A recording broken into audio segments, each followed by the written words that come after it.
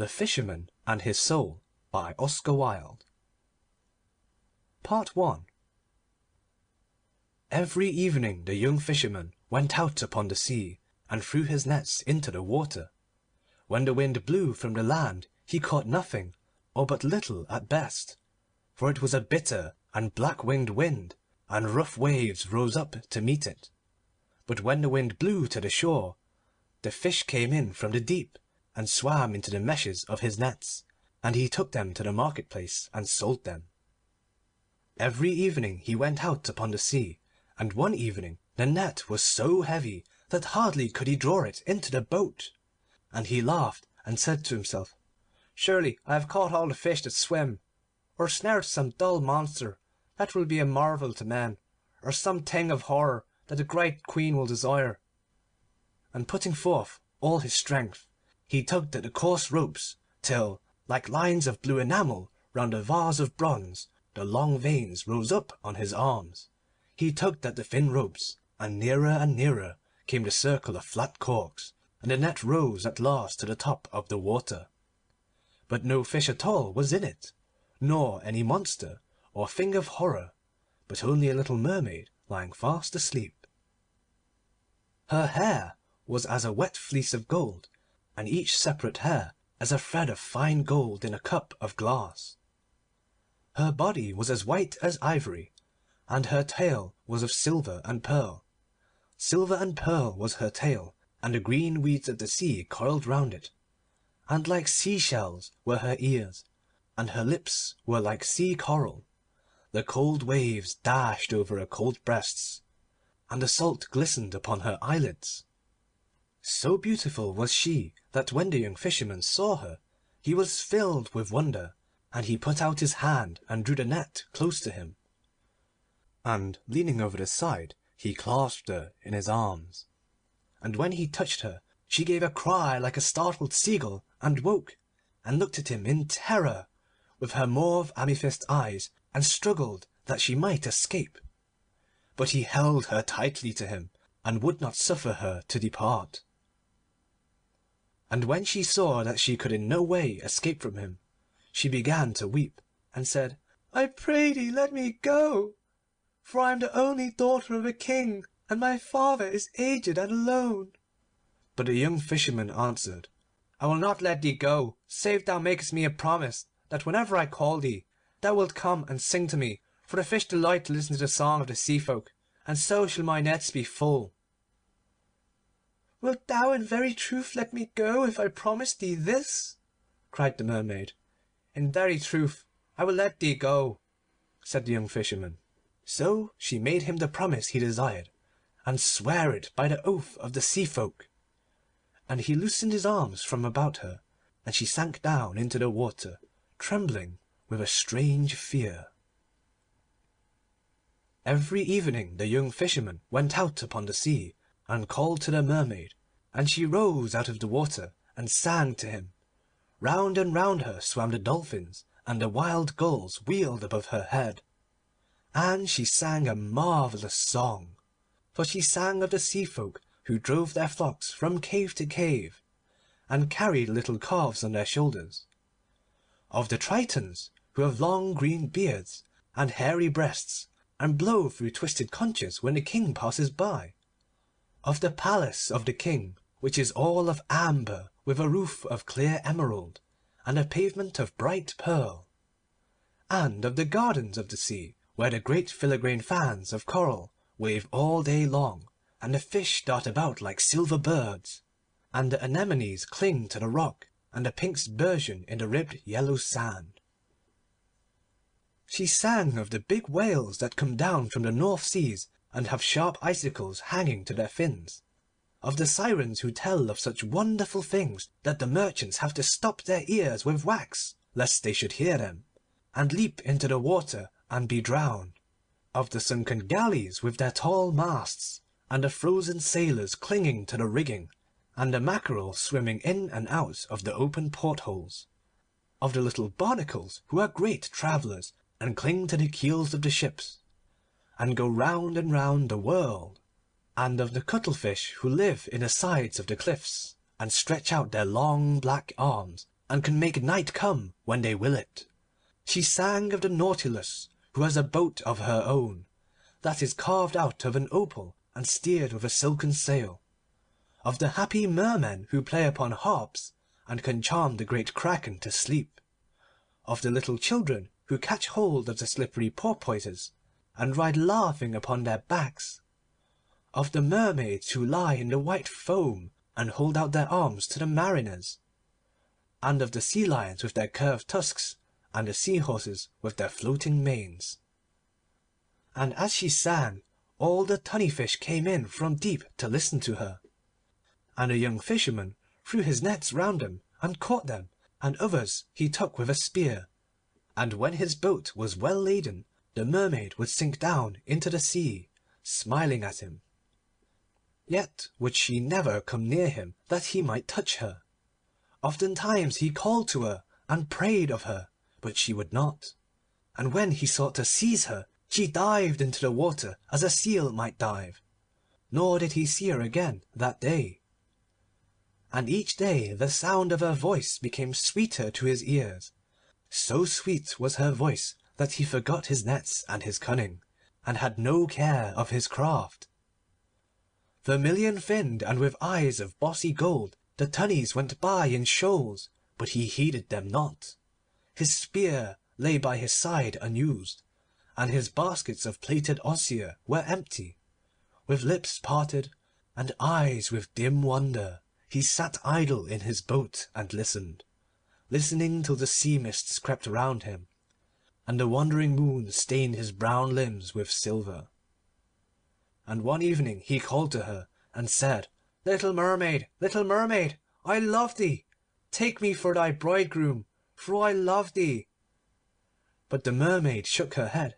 "Thou hast a human soul," she answered. "If only thou wouldst send away thy soul, then could I love thee." And the young Fisherman said to himself, "Of what use is my soul to me? I cannot see it, I may not touch it, I do not know it. Surely I will send it away from me, and much gladness shall be mine." And a cry of joy broke from his lips, and standing up in the painted boat, he held out his arms to the Mermaid. "I will send my soul away," he cried, "and you shall be my bride, and I will be thy bridegroom, and in the depth of the sea we will dwell together. And all that thou hast sung of thou shalt show me, and all that thou desirest I will do, nor shall our lives be divided." And the little Mermaid laughed for pleasure, and hid her face in her hands. "But how shall I send my soul from me?" cried the young Fisherman. "Tell me how I may do it, and lo, it shall be done." "Alas, I know not," said the little Mermaid. "The sea folk have no souls." And she sank down into the deep, looking wistfully at him. Now early on the next morning, before the sun was the span of a man's hand above the hill, the young Fisherman went to the house of the priest and knocked 3 times at the door. The novice looked out through the wicket, and when he saw who it was, he drew back the latch and said to him, "Enter." And the young Fisherman passed in, and knelt down on the sweet-smelling rushes of the floor, and cried to the priest who was reading out of the holy book, and said to him, "Father, I am in love with one of the sea folk, and my soul hindereth me from having my desire. Tell me how I can send my soul away from me, for in truth I have no need of it. Of what value is my soul to me? I cannot see it, I may not touch it, I do not know it." And the priest beat his breast and answered, "Alack, alack, thou art mad, or hast eaten of some poisonous herb. For the soul is the noblest part of man, and was given to us by God that we should nobly use it. There is no thing more precious than the human soul, nor any earthly thing that can be weighed with it. It is worth all the gold that is in the world, and is more precious than the rubies of the kings. Therefore, my son, think not any more of this matter, for it is a sin that may not be forgiven. And as for the sea folk, they are lost, and they who would traffic with them are lost also. They are as the beasts of the field, that know not good from evil, and for them the Lord has not died." The young Fisherman's eyes filled with tears when he heard the bitter words of the priest, and he rose up from his knees and said to him, "Father, the fauns live in the forest and are glad, and on the rocks sit the mermen with their harps of red gold. Let me be as they are, I beseech thee, for their days are as the days of flowers. And as for my soul, what doth my soul profit me, if it stand between me and the thing that I love?" "The love of the body is vile," cried the priest, knitting his brows, "and vile and evil are the pagan things God suffers to wander through his world. Accursed be the fauns of the woodland, and accursed be the singers of the sea. I have heard them at night time, and they sought to lure me from my beads. They tap at the window and laugh. They whisper into my ears the tales of their perilous joys. They tempt me with temptations, and when I pray they make mouths at me. They are lost, I tell thee, they are lost. For them there is no heaven nor hell, and in neither shall they praise God's name." "Father," cried the young Fisherman, "thou knowest not thou sayest. Once in my net I snared the daughter of a king. She is fairer than the morning star, and whiter than the moon. For her body I would give my soul, and for her love I would surrender heaven. Tell me what I ask of thee, and let me go in peace." "Away, away!" cried the priest. "Thy leman is lost, and thou shalt be lost with her." And he gave him no blessing, but drove him from his door. And the young Fisherman went down into the market-place, and he walked slowly, and with bowed head, as one who is in sorrow. And when the merchants saw him, they began to whisper to each other. And one of them came forth to meet him, and called him by name, and said to him, "What hast thou to sell?" "I will sell thee my soul," he answered. "I pray thee buy it of me, for I am weary of it. Of what use is my soul to me? I cannot see it, I may not touch it, I do not know it." But the merchants mocked at him, and said, "Of what use is a man's soul to us? It is not worth a clipped piece of silver. Sell us thy body for a slave, and we will clothe thee in sea purple, and put a ring upon thy finger, and make thee the minion of the great queen. But talk not of the soul, for to us it is naught, nor has it any value for our service." And the young Fisherman said to himself, "How strange a thing this is! The priest telleth me that his soul is worth all the gold in the world, and the merchants say that it is not worth a clipped piece of silver." And he passed out of the market-place, and went down to the shore of the sea, and began to ponder on what he should do. And at noon he remembered how one of his companions, who was a gatherer of samphire, had told him of a certain young witch who dwelt in a cave at the head of the bay, and was very cunning in her witcheries. And he set to and ran, so eager was he to get rid of his soul. And a cloud of dust followed him as he sped round the sand of the shore. By the itching of her palm the young witch knew his coming, and she laughed and let down her red hair. With her red hair falling around her, she stood at the opening of the cave, and in her hand she had a spray of wild hemlock that was blossoming. "What d'ye lack? What d'ye lack?" she cried, as he came panting up the steep and bent down before her. "Fish for thy net, when the wind is foul. I have a little reed, and when I blow on it the mullet comes sailing into the bay. But it has a price, pretty boy, it has a price. What d'ye lack? What d'ye lack?" "A storm to wreck the ships and wash the chests of rich treasure ashore. I have more storms than the wind has, for I serve one who is stronger than the wind. And with a sieve and a pail of water I can send the great galleys to the bottom of the sea. But I have a price, pretty boy, I have a price. What d'ye lack? What d'ye lack? I know a flower that grows in the valley, none knows it but I. It has purple leaves and a star in its heart, and its juices is as white as milk. Shouldst thou touch with this flower the hard lips of the Queen, she would follow thee all over the world. Out of the bed of the King she would rise, and over the whole world she would follow thee. And it has a price, pretty boy, it has a price. What d'ye lack? What d'ye lack? I can pound a toad in a mortar, and make broth of it, and stir the broth with a dead man's hand. Sprinkle it on thine enemy while he sleeps, and he will turn into a black viper, and his own mother will slay him. With a wheel I can draw the moon from heaven, and in a crystal I can show thee death. What d'ye lack? What d'ye lack?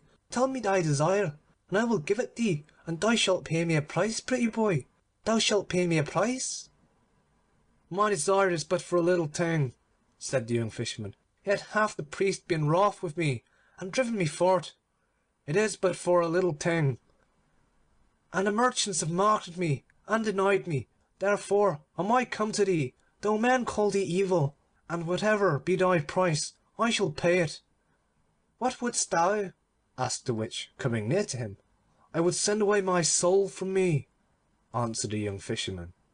The witch grew pale, and shuddered, and hid her face in her blue mantle. Pretty boy, she muttered, that is a terrible thing to do. He tossed his brown curls and laughed. My soul is naught to me, he answered. I cannot see it. I may not touch it. I do not know it. What wilt thou give me if I tell thee? Asked the witch, looking down at him with her beautiful eyes. 5 pieces of gold, he said, and my nets, and a wattled house where I live, and a painted boat in which I sail. Only tell me how to get rid of my soul, and I will give thee all that I possess. She laughed mockingly at him, and struck him with the spray of hemlock. I can turn the autumn leaves into gold, she answered, and I can weave the pale moonbeams into silver if I will it. He whom I serve is richer than all the kings of this world, and has their dominions. What then shall I give thee? He cried, if thy price be neither gold nor silver. The witch stroked his hair with her thin white hand. Thou must dance with me, pretty boy, she murmured, and she smiled at him as she spoke. Not but that, cried the young Fisherman in wonder, and he rose to his feet. Not but that, she answered, and she smiled at him again. Then at sunset in some secret place we shall dance together, he said, and after that we have danced, thou shalt tell me the thing which I desire to know. She shook her head. When the moon is full, when the moon is full, she muttered. Then she peered all round and listened. A blue bird rose screaming from its nest, and circled over the dunes, and 3 spotted birds rustled through the coarse grey grass, and whistled to each other. There was no other sound save the sound of a wave fretting the smooth pebbles below. So she reached out her hand, and drew him near to her, and put her dry lips close to his ear. "Tonight thou must come up to the top of the mountain," she whispered. "It is a Sabbath, and he will be there." The young Fisherman started and looked at her, and she showed her white teeth and laughed. "Who is he of whom thou speakest?" he asked. "It matters not," she answered. "Go thou tonight and stand under the branches of the hornbeam and wait for my coming. If a black dog run toward thee, strike it with a rod of willow, and it will go away. If an owl speak to thee, make it no answer. When the moon is full, I shall be with thee, and we will dance together on the grass. But wilt thou swear to me to tell me how I may send my soul from me?" he made question. She moved out into the sunlight, and through her red hair rippled the wind. "By the hoofs of the goat I swear it," she made answer. "Thou art the best of the witches," cried the young Fisherman, "and I will surely dance with thee tonight, and on top of the mountain. I would indeed that thou hadst asked of me either gold or silver, but such as thy price is thou shalt have it, for it is but a little thing." And he doffed his cap to her, and bent his head low, and ran back to town filled with a great joy. And when the witch watched him as he went, and when he had passed from her sight, she entered her cave, and having taken a mirror from a box of carved cedar wood, she set it up upon a frame, and burned vervain on lighted charcoal before it, and peered through the coils of the smoke, and after a time she clenched her hands in anger. "He should have been mine," she muttered. "I am as fair as she is." And that evening, when the moon had risen, the young Fisherman climbed up to the top of the mountain, and stood under the branches of the hornbeam. Like a targe of polished metal, the round sea lay at his feet, and the shadows of the fishing boats moved in the little bay. A great owl, with yellow sulphurous eyes, called to him by his name, but he made it no answer. A black dog ran towards him and snarled. He struck at it with a rod of willow, and it went away whining. At midnight the witches came flying through the air like bats. "Phew!" they cried, as they lit upon the ground. "There is some one here we know not." And they sniffed about, and chattered to each other, and made signs. Last of all came the young witch, with her red hair streaming in the wind. She wore a dress of gold tissue embroidered with peacock eyes, and a little cap of green velvet was on her head. "Where is he? Where is he?" shrieked the witches when they saw her, but she only laughed, and ran to the hornbeam, and taking the Fisherman by the hand, she led him out into the moonlight, and began to dance. Round and round they whirled, and the young witch jumped so high that he could see the scarlet heels of her shoes. Then right across the dancers came the sound of the galloping of a horse, but no horse was to be seen, and he felt afraid. "Faster!" cried the witch, and she threw her arms about his neck, and her breath was hot upon his face. "Faster! Faster!" she cried, and the earth seemed to spin beneath his feet, and his brain grew troubled, and a great terror fell on him, as of some evil thing that was watching him, and at last he became aware that under the shadow of a rock there was a figure that had not been there before. It was a man dressed in a suit of black velvet, cut in the Spanish fashion. His face was strangely pale, but his lips were like a proud red flower. He seemed weary, and was leaning back, toying in a listless manner with the pommel of his dagger. On the grass beside him lay a plumed hat, and a pair of riding gloves gauntleted with gilt lace, and sewn with seed pearls wrought into a curious device. A short cloak lined with sables hung from his shoulder, and his delicate white hands were gemmed with rings. Heavy eyelids drooped over his eyes. The young Fisherman watched him as one snared in a spell. At last their eyes met, and wherever he danced it seemed to him that the eyes of the man were upon him. He heard the witch laugh, and caught her by the waist, and whirled her madly round and round. Suddenly a dog bayed in the wood, and the dancers stopped, and going up two by two, knelt down and kissed the man's hands. As they did so, a little smile touched his proud lips, as a bird's wing touches the water and makes it laugh, but there was disdain in it. He kept looking at the young Fisherman. "Come, let us worship," whispered the little witch, and she led him up, and a great desire to do as she besought him seized on him, and he followed her. But when he came close, and without knowing why he did it, he made on his breast the sign of the cross, and called upon the holy name. No sooner had he done so than the witches screamed like hawks and flew away, and the pallid face that had been watching him twitched with a spasm of pain. The man went over to a little wood and whistled. A jennet with silver trappings came running to meet him. As he leapt upon the saddle he turned round and looked at the young Fisherman sadly, and the witch with the red hair tried to fly away also, but the Fisherman caught her by the wrists and held her fast. "Loose me," she cried, "and let me go, for thou hast named what should not be named, and shown a sign that may not be looked at." "Nay," he answered, "but I will not let thee go till thou hast told me the secret." "What secret?" said the witch, wrestling with him like a wild cat, and biting her foam-flecked lips. "Thou knowest," he made the answer. Her grass-green eyes grew dim with tears, and she said to the Fisherman, "Ask me anything but that." He laughed, and held her all the more tightly, and when she saw that she could not free herself, she whispered to him, "Surely I am as fair as the daughters of the sea, and as comely as those that dwell in the blue waters." And she fawned on him, and put her face close to his. But he thrust her back, frowning, and said to her, "If thou keepest not the promise that thou madest to me, I will slay thee for a false witch." She grew grey as a blossom of the Judas tree, and shuddered. "Be it so," she muttered. "It is thy soul and not mine. Do with it as thou wilt."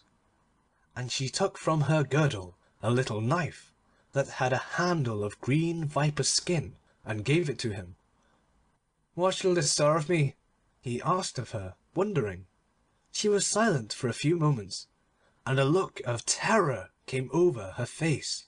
Then she brushed her hair back from her forehead, and smiling strangely, she said to him, "What the men call the shadow of the body is not the shadow of the body, but is the body of the soul. Stand on the seashore with thy back to the moon, and cut away from around thy feet thy shadow, which is thy soul's body, and bid thy soul leave thee, and it will do so." The young Fisherman trembled. "Is this true?" he murmured. "It is true, and I would that I had not told thee of it," she cried, and she clung to his knees, weeping. He put her from him, and left her in the rank grass, and going to the edge of the mountain, he placed the knife in his belt, and began to climb down. And his soul was within him called out to him, and said, "Lo, I have dwelt with thee for all these years, and have been thy servant. Send me not away from thee now, for what evil have I done thee?" And the young Fisherman laughed. "Thou hast done me no evil, but I have no need of thee," he answered. "The world is wide, and there is heaven also, and hell, and that dim twilight house that lies between. Go wherever thou wilt, but trouble me not, for my love is calling to me." And his soul besought him piteously, but he heeded it not, but leapt from crag to crag, being sure-footed as a wild goat. And at last he reached the level ground and the yellow shore of the sea. Bronze-limbed and well-knit, like a statue wrought by a Grecian, he stood on the sand with his back to the moon, and out of the foam came white arms that beckoned to him, and out of the waves rose dim forms that did him homage. Before him lay his shadow, which was the body of his soul, and behind him hung the moon in the honey-coloured air. And his soul said to him, "If indeed thou must drive me from thee, send me not forth without a heart. The world is cruel. Give me thy heart to take with me." He tossed his head and smiled. "With what should I love my love if I gave thee my heart?" he cried. "Nay, but be merciful," said his soul. "Give me thy heart, for the world is very cruel, and I am afraid." "My heart is my love's," he answered. "Therefore tarry not, but get thee gone." "Should I not love also?" asked his soul. "Get thee gone, for I have no need of thee," cried the young Fisherman, and he took the little knife with its handle of green viper skin, and cut away his shadow from around his feet, and it rose up and stood before him, and looked at him, and it was even as himself. He crept back and thrust the knife into his belt, and a feeling of awe came over him. "Get thee gone," he murmured. "Let me see thy face no more." "Nay, but we must meet again," said the soul. Its voice was low and flute-like, and its lips hardly moved while it spake. how shall we meet?" cried the young Fisherman. "Thou wilt not follow me into the depths of the sea?" "Once every year I will come to this place and call to thee," said the Soul. "It may be that thou wilt have need of me." "What need should I have of thee?" cried the young Fisherman. "But be it as thou wilt." And he plunged into the waters, and the Tritons blew their horns, and the little Mermaid rose up to meet him, and put her arms around his neck, and kissed him on the mouth. And the Soul stood on the lonely beach and watched them, and when they had sunk down into the sea, it went weeping away over the marshes.